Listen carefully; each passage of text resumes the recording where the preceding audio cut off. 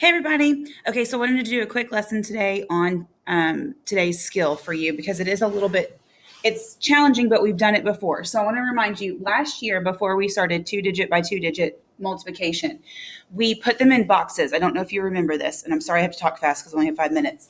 But so let me refresh with you what we did last year. So remember we would expand 32 and we would say that that's 30 plus 2, okay, times 12, which is 10 plus 2. And then we would draw a box.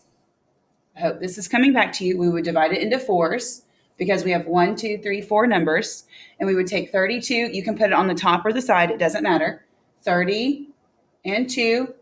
And this side would be 10 and 2.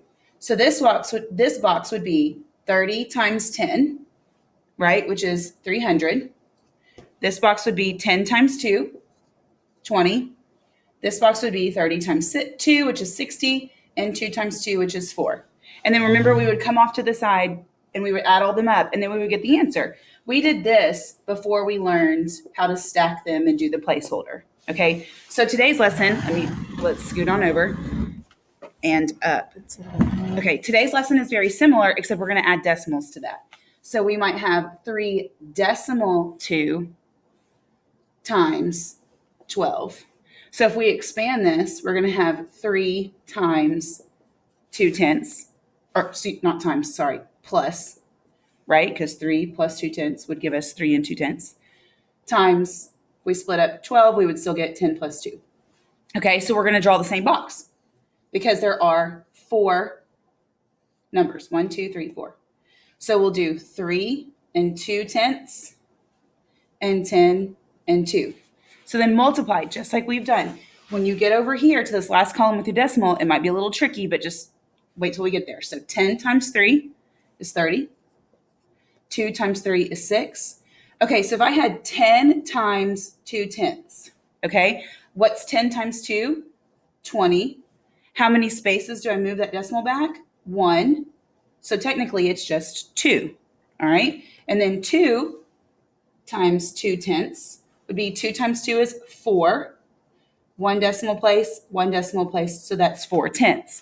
Careful when you stack them here. Your decimals have to align. Don't forget that. So we have 30 plus 6 plus 2.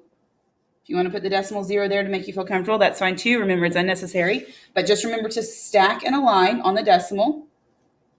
And then you have decimal 4 tenths. And that's how you will add. So there's really no difference between the two methods, what we learned last year and then adding the decimal. Where you're going to get tricked up, I have pink. I was going to try and use a different color. Where you're going to get tricked up is this column right here. Just follow our decimal rules. Do your jumps for your decimals. Okay, now on the worksheet today, it is it's the reteach worksheet. At the bottom, there's a couple, I think, if I remember correctly, that has 3 digits. Try it. See what you can do. You will have to add another column in your box, but give it a shot. If you fail, that's okay because these are hard in the beginning. You will eventually get to 3-digit, but I want you to start with the 2-digit by 2-digit first. Again, there is a decimal here. I'm sorry that you cannot see that. If you have the 3rd digit, the only thing is you would add an extra column for your 200ths. Okay, so give it a shot. Then you'd have 6 numbers to add instead of just 4.